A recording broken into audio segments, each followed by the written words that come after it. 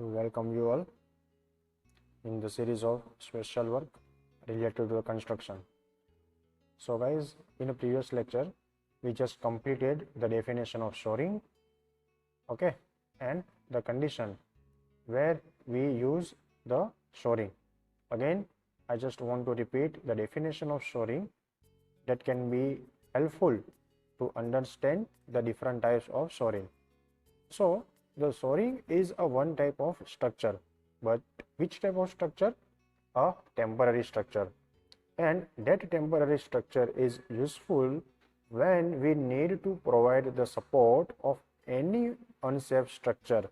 Like for example, if you consider this is one of the structure, we provide the temporary support of one of the component, more than one component, or entire structure.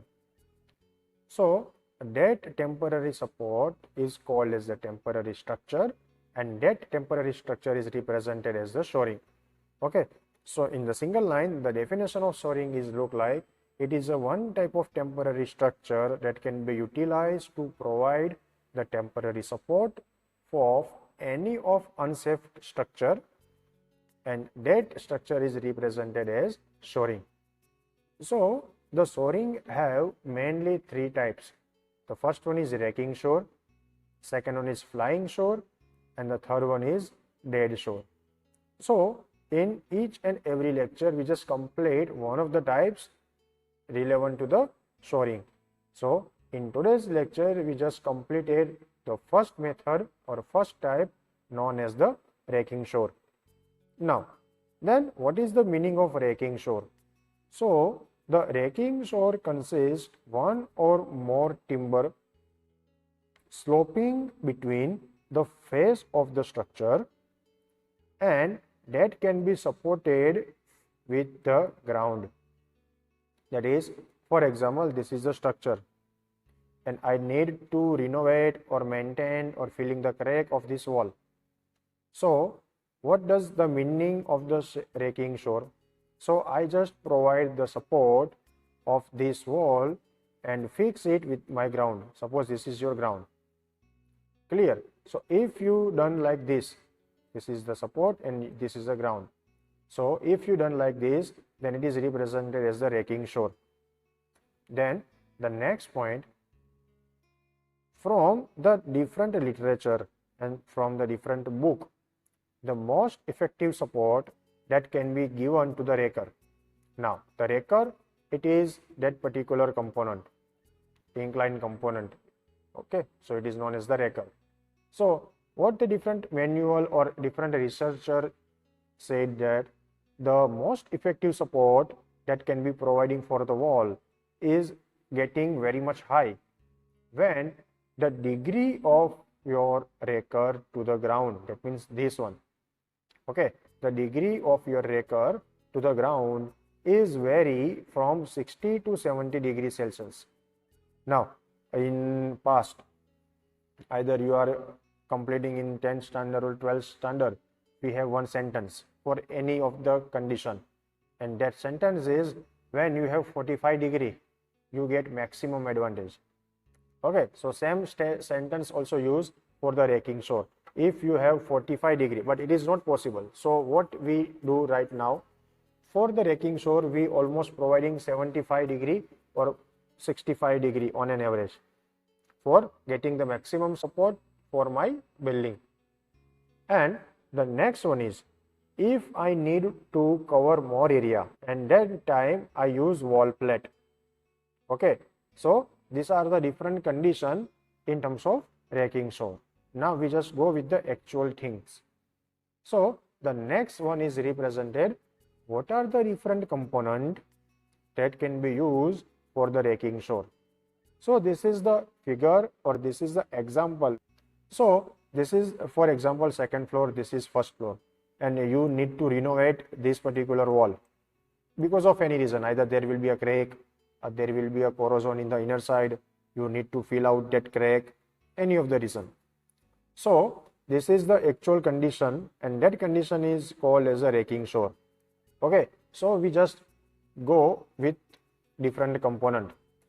Now The first one is raker. Clear, the inclined prop or inclined support which can be fixed with the ground and with my wall, that is represented as the raker. So this is the first step in installation process. Then after, I provide the wall plate. As we discussed earlier, that the wall plate is used when I need to cover maximum area. So here you can see the entire white sheet. Clear, this one, entire white sheet is represented as the wall plate. Now the next one is needle. Clear, then the needle is used to fix my raker with wall plate, and the junction that can be matched, it will be fixed with the help of needle. And after installing the needle, the extra support will be helpful while I applying the clit. So here is a small portion. Okay, I just clear these things. So here is a small support or small things you can see easily, and that one is represented as a clit. The next one. Okay, then next, sometime you also feel that, sir, the raker is not suitable to withstand my support to the entire wall. So for the better management of support, I also provide the longitudinal support, and that longitudinal support is known as the brace or brass. Okay, next, last, sole plate. So when I fix my raker with the ground, then sometimes I have also doubt that it is not suitable to fix directly onto my ground. So what I did in practice, I also fix with some of the component, and that component is known as the sole plate. Okay, so this is the actual figure of your raking shore. Now we just go with the theoretical portion. So the following points are to be kept into view when we use the raking shore. So the first one is the maximum condition that can be utilized for the strong bonding between wall and between ground when your inclined angle, that means this angle, if this angle is near about 45 degree or in between 60 to 70 or between 40 to 70. Okay, next, however, okay, as I told you, however, the angle may be vary in between 45 degree and 75 degree also. So it is a betterment for the combination of strongness for my wall as well as for the ground condition also. Next, the raker should be properly brass at the intervals. So it is the condition. Clear? It already I told you that when I feel the unsafe. Why? Because sometimes that can be not fixed with my ground, or maybe because of some reason it will be collapsed or it will be settled down. So because of that reason, I have some of the vary. And because of that, I also providing the brass at some of the interval of that entire construction or temporary structure. Now next, the size of raker is to be decided. Now first I need to clear this. The size of the raker is to be decided on the basis of anticipated thrust from the wall. Now what does it mean? For example, you have the very high load that can be resisted by that wall. So sometimes I also provide the raker in very much higher intensity. Higher intensity, that means the size of raker in terms of length and in terms of thickness will be high. Why? Because the thrust, that means the pressure that coming out from the wall is very much high, and to resist that type of condition, I also utilize the different shape and different size of my raker. Clear? Now next, the sole plate will be fixed at the end of the ground to finalize and to fix my support. So the sole plate is here, and the purpose and the mechanism of sole plate is, again, it will provide the strong bonding with my ground. Clear? And the last, the edge on rakers should not be used on sole plate since they are likely to give the way under the vibration or likely to occurs. Now, some of the example you already seen that when you are going to visit any of the site, sometime the props, that means the raker, also settle down because of worker or because of handling the material. That means they, because of any of the vibration, either you have any other condition like construction on site or you have particular transportation or site. So because of that, sometime it will be happening like because of any of the material or because of any human error, it will be settled down. And why it will be settled down? Because the edge, that means the corner is directly fixed with my sole plate. So if this type of wreck is happening at my side, then the chances of accidents are very much high. Okay, so this is the condition, and these are the point which can be kept in mind when we use the raking shore. Now we go with the some of the example. So in the first example, this is called as a single raking timber shore. Sir, how can you classify this? I classify because I only use single rake.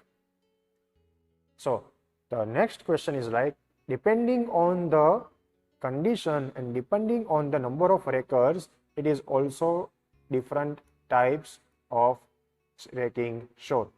Now in this figure, I only use single rake. Okay, so because of that, it is also known as the single raking timber shore. If I use two rakers like this, clear? I think I did not repeat the procedure again because the procedure are same. Either you are going with the single, either you are going with the double or more than double, that means triple, and triple is the maximum limit. Okay, so the procedure is same for any of the matter. Clear? Now in the second figure you shown that I use first raker, second raker, and that one is represented as the top raker and the bottom raker. And because of that, when I use two raker, this method is represented as double raking shore. Okay. Now the another example, it is rarely used in any of the construction, but because of knowledge purpose, I also share one of the figure that can be utilized, and it is represented as a multi-shoring raking. That means multi-raking shore. Okay, so in this figure you also seen very easily that I also providing the raking shore up to the 5th floor. It is rarely used, but for the knowledge purpose, we also know this type of condition. Okay.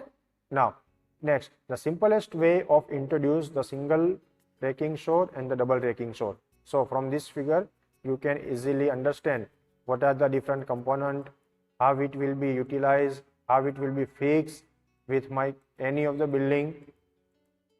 Okay, so still if you have any doubt, just drop the message in the comment box. I try my best to answering your doubt and solving your doubt. Okay, now sir, as you discussed earlier that in all type of figure we have a single type of condition. The single type of condition, that means all the time we have a symmetrical type of structure. That means a smooth building, that means a vertical, horizontal, there is no any particular unsymmetrical condition. The ground surface is smooth, symmetrical. But sir, what about that condition when we have unsymmetrical condition?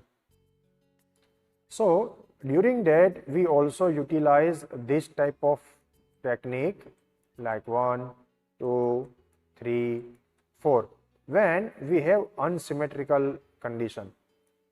Okay, now we just go one by one. Then what happening in the figure 1? We support the nearer building. Number 2, again we support the nearer building, but the difference is that in the first condition, the two shore, number 1 and number 2, are act as an incline. while in number 2 only the middle one is represented as the incline. Okay, now number 3, I just prefer to shore, and because of that to shore, it is represented as a double shoring system. Okay, so these 4 conditions are represented as unsymmetrical condition when I choose the raking shore method. Clear? Now one of the best example to understand how we can utilize this for supporting of wall.